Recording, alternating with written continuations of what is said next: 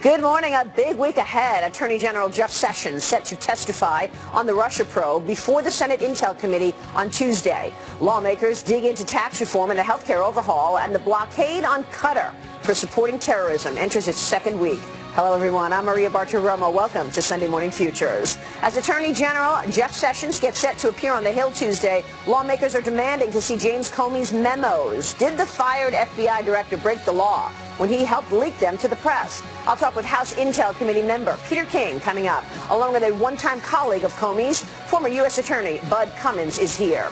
Also, President Trump's agenda: could the push for tax reform and the repeal of Obamacare actually happen by September? House Majority Whip Steve Scalise is with us to walk us through the timeline. That's live. The war on terror: what role is Qatar playing in supporting terrorists behind the attacks like the one in London? One of the richest men in the world this morning tells us why President Trump's tough stance on that oil-rich country could help defeat ISIS. We are looking ahead right now on Sunday Morning Futures.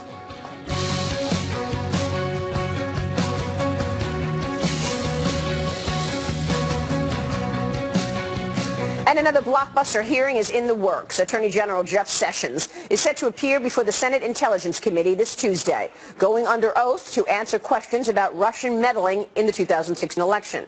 His turn in the spotlight coming on the heels of testimony from former FBI Director James Comey last week. Congressman Peter King is on the House Intelligence Committee, and Bud Cummins is with us here in the studio. He's a former U.S. Attorney in the Eastern District of Arkansas. He worked with Jim Comey and is now a partner with Avenue Strategies. Gentlemen, good to have you both on the program. Thank you so much for joining us.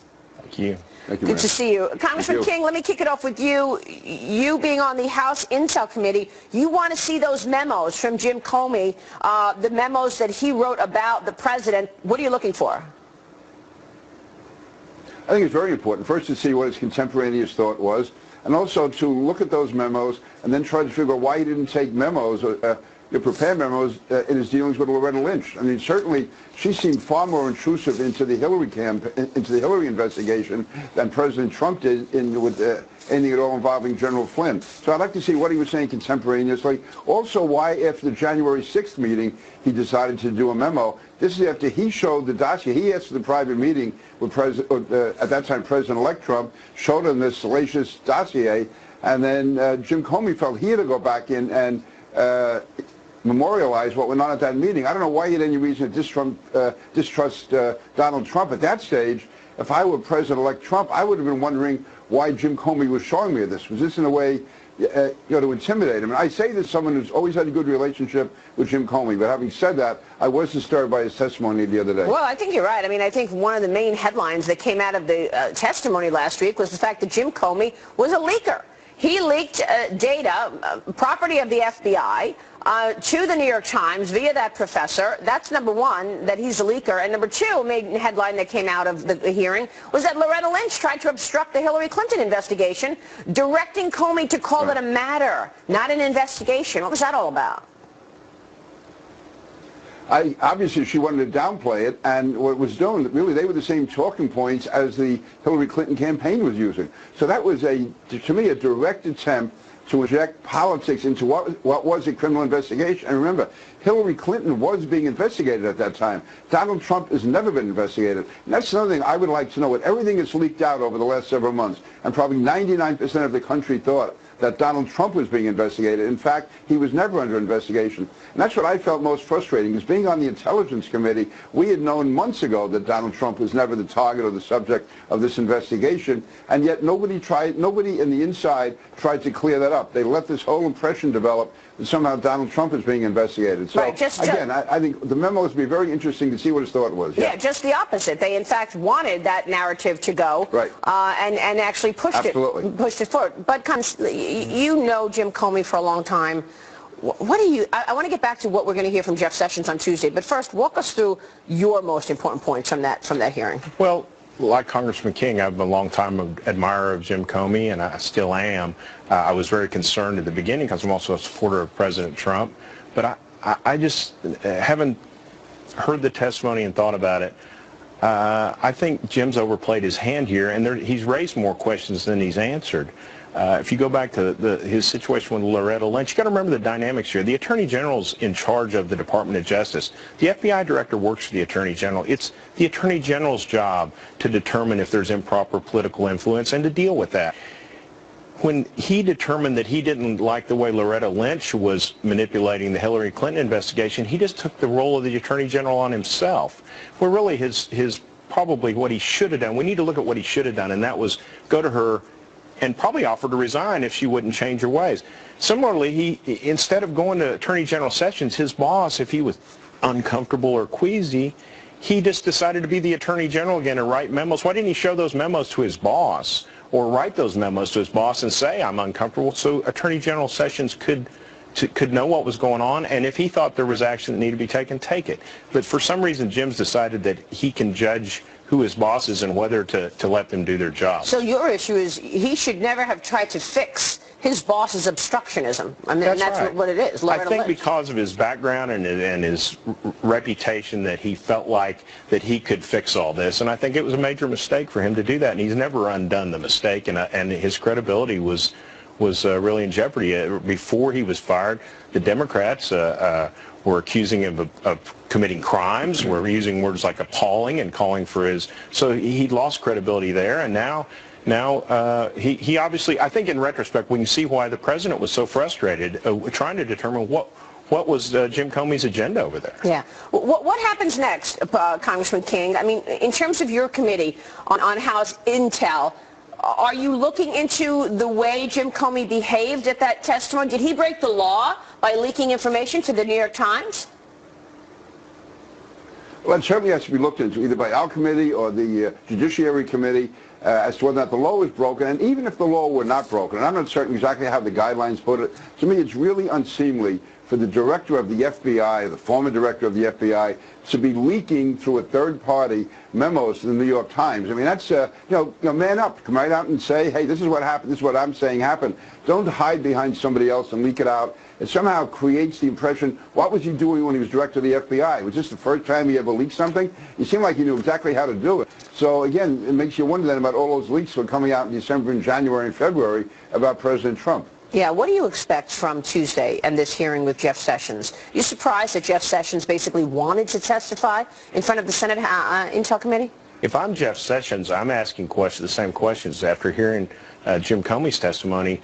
I want to say, why didn't I know what was in those memos at the time you were writing them? I'm your boss. And I think he's probably going to come raise those questions and explain that he wasn't able to do his job as Attorney General because Jim Comey was not, for whatever reason, reporting to him. Yeah, that's a really good point. They cut him out. Congressman King, what do you think about that? Weigh in here. What are you expecting Tuesday? I have a great respect for Jeff Sessions. To me, he's one of the most decent guys I've ever met in politics or anywhere for that matter. The fact that he wants so quickly to get out on the public stage, public arena, and announce what happened, his version of what happened, I think it's very significant. And again, I think you have the media and some Democrats running wild here right away based on one remark by Jim Comey ready to almost indict Jeff Sessions. Here's a guy who has a record of high integrity throughout his career. He's totally open. And so I think he's going to just lay it out and basically say that he was doing his job and he wishes Jim Comey had done his job and reported to him the way he should have. You know, going back, if he served so... Yeah, go ahead. Yeah, go ahead. No, please. No, I was just going to say that if Jim Comey was so upset about what President Trump, for instance, said to him about General Flynn, he should have gone right to Attorney General Sessions or said to the President, Mr. President, this is inappropriate. That's why I think this is all ex post facto rationale here, him saying how somehow he thought he was being intimidated or pressured or in any way threatened. Again, if he were, he could have stood up and said something at the time. That's what you said. That was his boss. Right. I don't understand. He was obligated at the time, if he really thought there was a problem, to go to his boss and say, Attorney General, the President is calling me again, and it makes me uncomfortable. Well, you and I should take this call together, and let's deal with it, and let's tell the President if we think he's crossing lines. But instead, he's writing memos to be kept for what? Yeah. It's not clear. And where was the memo of Loretta Lynch telling him to call it a matter instead of an investigation? For me, that's right there in your face obstructionism, but he never wrote a memo about it. See, I think that's why Jim Comey was fired, because he told the president 3 times in private occasions that he wasn't under investigation, but he failed to do so publicly. He allowed that narrative to take place where there was some conversation and collusion going on between the Trump campaign and the Russians. That in and of itself is obstructionism. Yes, I think, like I said, I think we can see now and appreciate more why the president was so frustrated with this guy. He was trying to communicate with him. He was trying to open a dialogue with him, trying to figure out what his agenda was. And for some reason, Jim thought he was an island out there. The FBI needs to maintain its independence, but it's not an independent organization. It's under the Department of Justice, and he works for the Attorney General. And for some reason, it was clear that he wasn't really answering to anybody. Right. So real quick, before you go, Congressman King, what do you want in terms of the memos that you want from Jim Comey? What are you hoping to actually uncover? First of all, to find out what he was thinking at the time, why he did it, and also to see whether or not he has any memos with Loretta Lynch. If not, how does he explain doing such detailed memos, supposedly involving President Trump, when actually there was one 28-word conversation we're talking about, and on the other hand, with Loretta Lynch, you had her directly involving herself, interfering with a criminal investigation of Hillary Clinton. And why he kept memos on one hand, didn't on the other. I want to see if he has any memos on Loretta Lynch, and also go through all of the memos he's done on President Trump and look at them from beginning to end, not just excerpts that he's leaked through somebody to the New York Times. Right. It's pretty extraordinary how politicized this agency has become, Bud.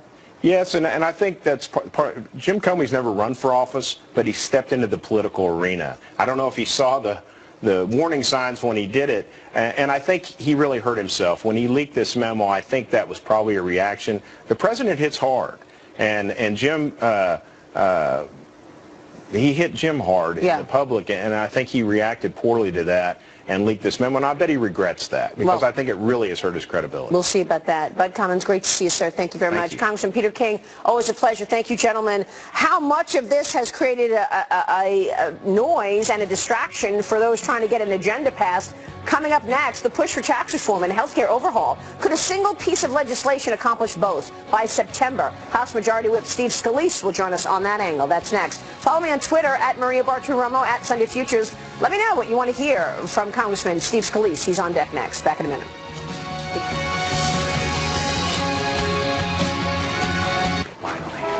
Ron, they're finally taking down that Schwab billboard. Oh, not so fast, Carl.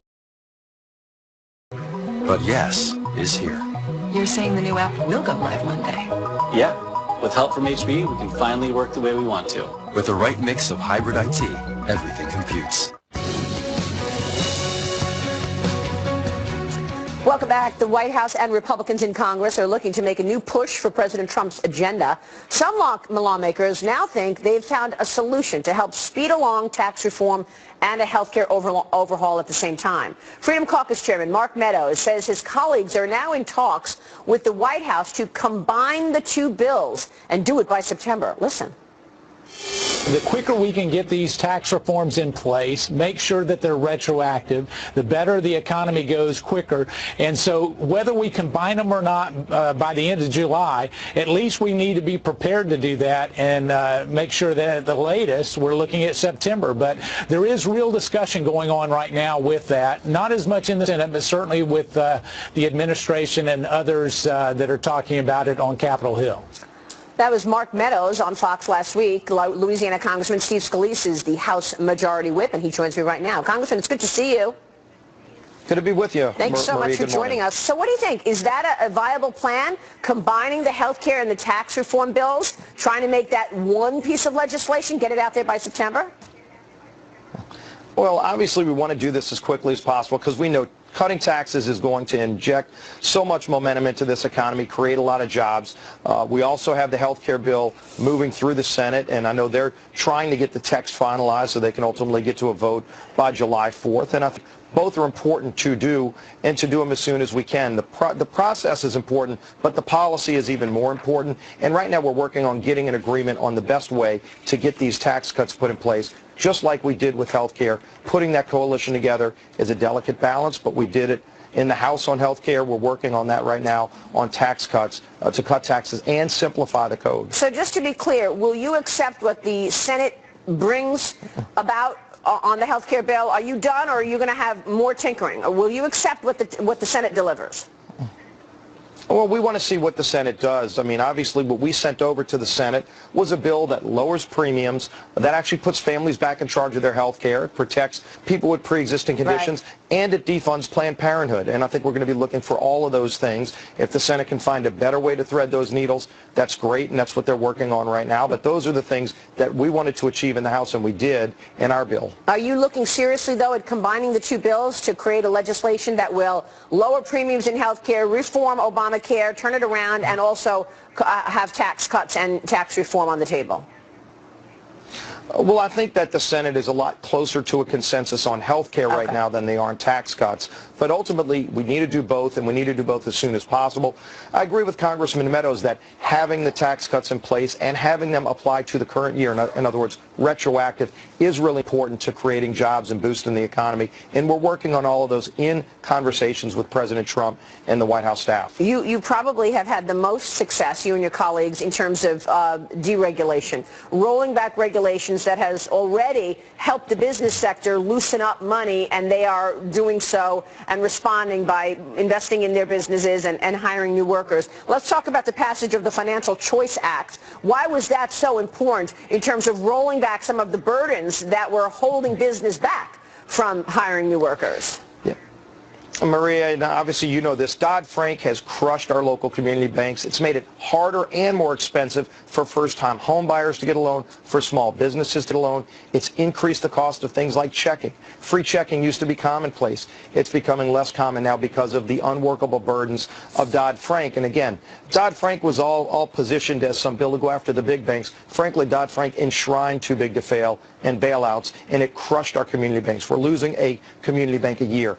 Chairman Jeb Hensarling and his committee did a great job of putting a bill together that guts Dodd-Frank, returns power back to local communities, and gets the weight and burdens of all of these regulations off of families so that they can actually go out and create the American dream again, buy a home, create a small business. It was a great bill. We had a very strong vote, and that's the kind of thing we've been doing in the House, is passing bills to get some of these unworkable regulations off of the backs of people so that we can get the economy moving again, and you're already seeing very positive results. Yes, I know that you are. Congratulations on what you've done with deregulation, but Congressman, you got to admit, the American people are just outraged by the calendar in terms of Congress. I mean, you've got, what do you have, 38 days left or less in terms of actually working? How is it possible that you guys have the entire month of August off? Is it possible that if you don't get tax reform done, that you will forego your August recess and you'll keep working until you get this done?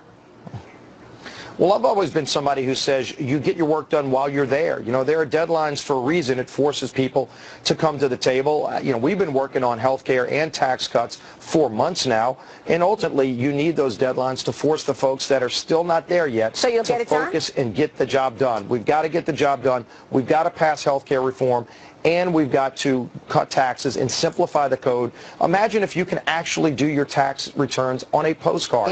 Over 90% of Americans will get that with our bill. And you cut tax rates for everybody and repeal the death tax. And if you don't, will you not take vacation? If you don't, will you not take vacation? We're just going to stay in and get it done, Maria. That's the thing. You know, we're going to get the job done. We have to for the American people, and this economy is waiting. There's so much demand pent up. Let's get it done. Thank you so much, Congressman Steve Scalise. We'll be right back.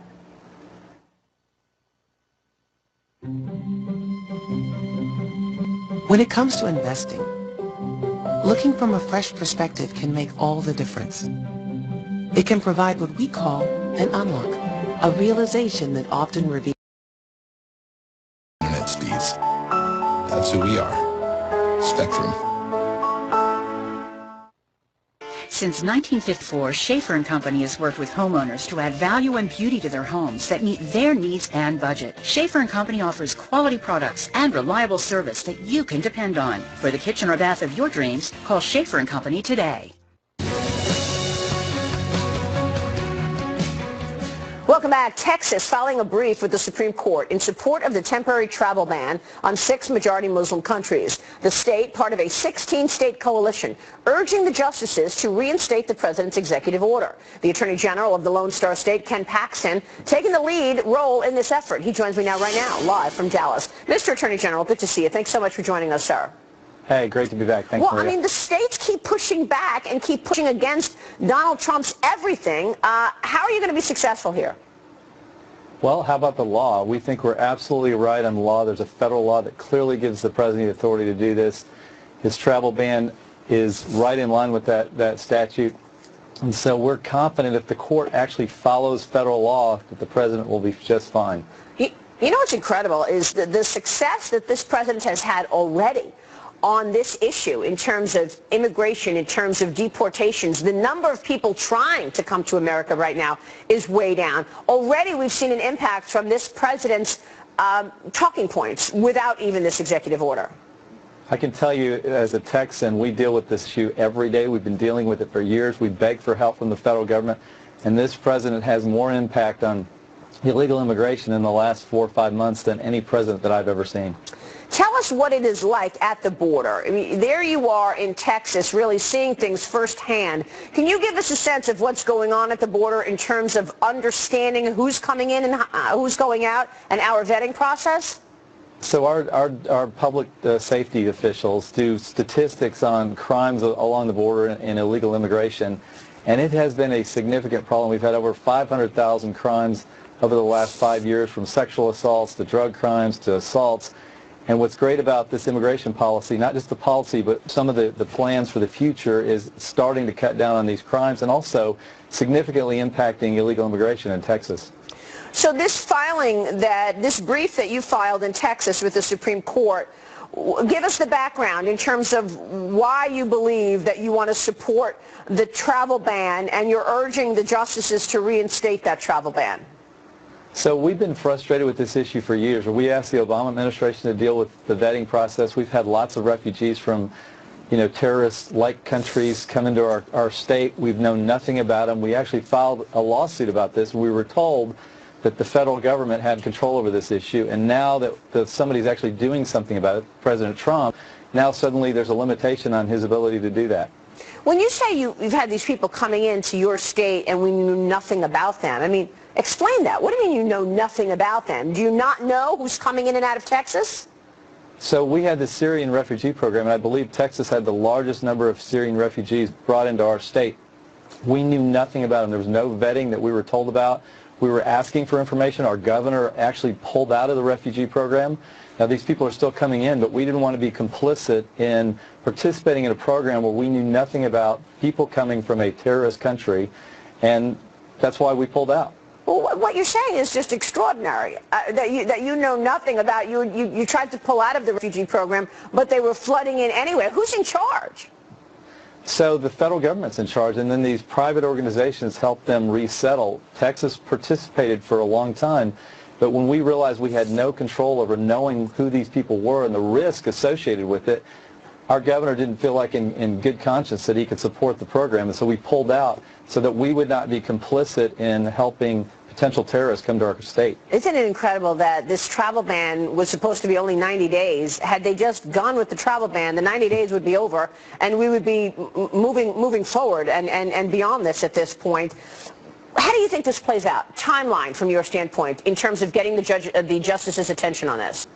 Well, I'm pretty sure they'll hear it. It's such an important issue. Usually when the Justice Department asks for the Supreme Court to hear something, you'll get the hearing. What's amazing in this case is there have been, I think, 44 travel bans since Jimmy Carter, and these are the first 2 to be enjoined or stopped or even challenged. So it's really unusual that the courts have stepped in and tried to impose their own views on this. Yeah, it's really incredible. Attorney General Paxton, good to see you, sir. Thanks so much for joining us this morning. Have a great day. Thank you. We appreciate it. Ken Paxton joining us there. So now let's take a look at the Middle East. Cracking down on Qatar, one of the richest men in the world, is telling us why President Trump's stance on that oil-rich country could help stop ISIS dead in its tracks. We're looking ahead on Sunday Morning Futures right here. New information on the Qatar story next.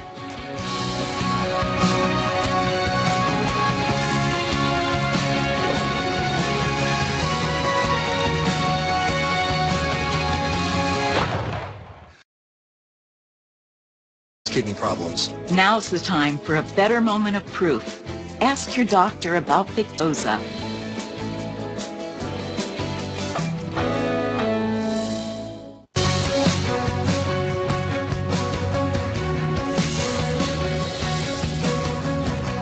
Welcome back. Big changes in the UK. Back in April, British Prime Minister Theresa May rolled the dice and called for a snap election in the hopes of earning a greater majority in Parliament, which would have eased the upcoming Brexit talks. On Thursday, that move turned out to be a major miscalculation on her part, as her party lost the majority in Parliament. Now her job as Prime Minister actually could be in jeopardy. Steve Hilton is the host of The Next Revolution here on Fox News and was Director of Strategy for former British Prime Minister David Cameron. Steve, it's always great to see you. Welcome.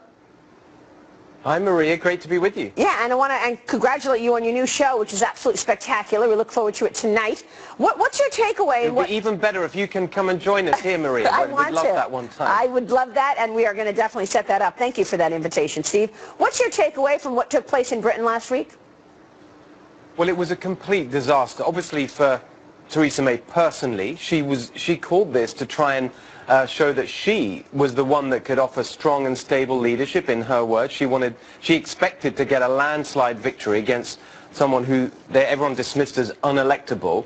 So it's a massive personal defeat for her and for her party. But the really important thing is that actually it potentially puts Brexit at risk. That huge vote that the British people took, that big decision last year to leave the European Union, that is now at risk because her position as leader of the party is vulnerable. There are people in her party who actually want to get rid of her, and even if she stays, they want to soften her negotiating position and call for what people in the UK are describing as soft Brexit. That means that the UK would still not have control over its borders, and also that European law would still be superior to British law. So basically, it would actually contradict and undermine the whole Brexit vote. This is a real mess. It's a real mess, and I want to get your input on how it impacts the United States, because that's real important. But first, let me talk about terror for a moment. The UK has seen 3 terrorist attacks in just 3 months. Obviously, the world is worried, and the UK is now in ISIS crosshairs. I spoke with Naguib Sawiris, who is the 3rd richest guy in Egypt, and he has been talking about the Qataris, the state of Qatar, being complicit and basically supporting terrorism. Listen to what he's telling his colleagues in business in terms of getting their money out of Qatar. I want to get your reaction. Here's Naguib Sawiris. I'm not just advising them to take their money out of Qatar. I'm advising them not to deal with Qatar, because we are all watching. Every day we wake up hearing a lunatic or a savage person that goes with the car and kills innocent people, or like in my own country here, they stopped the bus with children and women, shot them, and shot the men in front of the eyes of the women. And every day we hear all these incidents, and nobody's doing anything against it. And we need to come to the bottom of that. And the one country that declares openly that it is supporting terror organizations like Hamas or other organizations, that is siding with Iran openly, that all intelligence services of the world have all materials showing that they're supporting all the terrorists and extremist groups in the Middle East, from Libya, in Syria, in Iraq, and everywhere. And nobody's doing anything because they are the richest country in the world because of their oil situation and the oil and gas and all that. So that's just what happened last week is a wake-up call for Qatar and its leaders. The other Gulf countries, Saudi Arabia, Egypt, Bahrain, Yemen, the Emirates, all of them woke up now and said, no, enough is enough. You need to stop doing that because if you play with the fire, it will eat you up. Yeah. So as a businessman, I also want to do my contribution. We can't just stay like that and watch them continue doing that, continue witnessing lives going down in Manchester, in London, in Paris, and everywhere, and nobody's doing a damn thing to stop this. Now, so you do equate what went on and the acceleration of ISIS to President Obama. You basically say his leadership allowed them to flourish.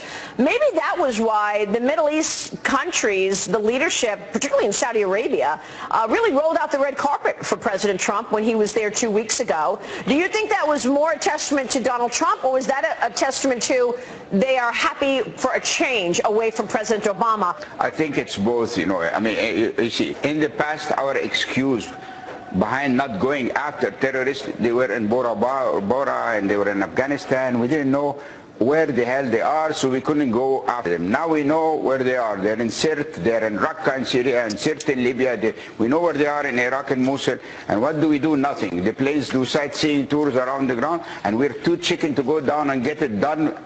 And it's a big mistake because they're coming to your doors. They're knocking at your doors now. So now we know where they are, and we don't do anything, you know. And Mrs. Obama, no boots on the ground. Okay, no boots on the ground. They will come to you. So I think the Arab world is frustrated because, and also during the Obama administration, we believe that the Obama administration supported the Muslim Brotherhood at best, at most. And we believe that they interfered even in Egypt after the revolution to make sure that the Muslim Brotherhoods come to rule and so on, you know. So people are frustrated, of course, with that position because we believe in the fact that the Muslim Brotherhood are a terrorist organization with all the people who are behind them, you know. Right. I mean, they come and they should. Yeah, and you think the President Obama sided with the Muslim Brotherhood before he sided with the Egyptian leadership. And Egypt was and is one of our key allies. Yes, and not only with the leadership, but even with the liberal forces. We were not given a chance, you know. You can claim that the elections in Egypt were fair. They were not fair. The Muslim Brotherhood have been there for 80, 100 years and worked on the ground and were prepared for this, you know, and when the U.S. supported them, they became an utmost dictatorship, not abiding by the democratic rules that brought them to power, you know. Yeah. So it was the same situation. And that was Naguib Sawiris joining me there from Egypt. I'm with Steve Hilton this morning. And Steve, what he says is important because that was one of the big issues that the Middle Eastern countries, our allies, were upset with President Obama about because he blew off the Egyptian leadership when the Egyptians really needed us. Exactly right. That was so great that you got that interview, Maria, and for him to set their position out so clearly is incredibly important for us to understand. And that's what's been going on for so long with Qatar and some others in the area who on the one hand say that they're our allies and we have military bases there and so on and we have cooperation on intelligence, but at the same time they've been funding terrorism. They've been funding ISIS and this Islamist ideology. And what you saw from President Trump on his visit the other week in that incredible speech that he made to so many of those Arab leaders was that it's time to have a united front against this Islamist ideology. And that's what you're seeing happen now with Saudi Arabia and its allies isolating Qatar. It's a really important development. Let's not forget that the U.S. has its main Middle Eastern military base in Qatar. So it envelops the U.S. as well. We've got a huge military base in Qatar. So give me your implications in terms of the United States. I mean, earlier we started this segment talking about Theresa May, and now this pressure that she's under. What are the implications for the U.S. there, and do you see any implications on this Qatari story on the U.S. as well? Well, I think the Qatari story is a bit clearer and simpler, and it's good news. It's that President Trump really is showing strong leadership around the world, and the world is responding. And that's great, that's great for our security here in America, because it's clear now that the fight against terrorism is not going to be this sort of passive leading from behind. We're really taking it to them, and that's good news. In terms of the UK, it could be really worrying, because it is not impossible that actually the outcome of this very messy election is that Jeremy Corbyn, who is the Labour leader, who's basically the Bernie Sanders of the UK, but actually with a bit less charisma, although he had a great campaign, he could become somehow the leader of a government. He can't put together a majority in Parliament, but he's just saying this morning that he's going to try and vote down the legislative agenda that Theresa May puts forward in a couple of weeks. Who knows what can happen? It's a really messy situation. If you end up with someone other than a Conservative leading the government in the UK, particularly Jeremy Corbyn. He is anti-American, has been his whole career. Wow. It's a really big change in the relationship between the two countries. So I think everyone watching had better hope that whether it's Theresa May or some other candidate like Boris Johnson, even though we don't have, there's not a majority, you end up with a conservative-led government in Britain. Yeah, you make a great point. Everybody's calling him, you know, Bernie Sanders times 10. Jeremy Corbyn, that is. Steve, great to see you. We will see you tonight on your show here on the Fox News Channel, 9 p.m. Eastern. Steve Hilton, great to see you, sir. Thanks, Maria. Thank See you. soon. I appreciate it. Steve Hilton there. Join Steve tonight, 9 p.m. right here on the Fox News Channel. A bombshell from the James Comey testimony. Loretta Lynch, obstructionism, telling the fired FBI director to call the Clinton email probe a matter. Call it a matter, not an investigation. Why that's sparking such little outrage in the mainstream media. Why? Our panel gives us their take. We're looking ahead on Sunday Morning Futures right now. Back in a moment.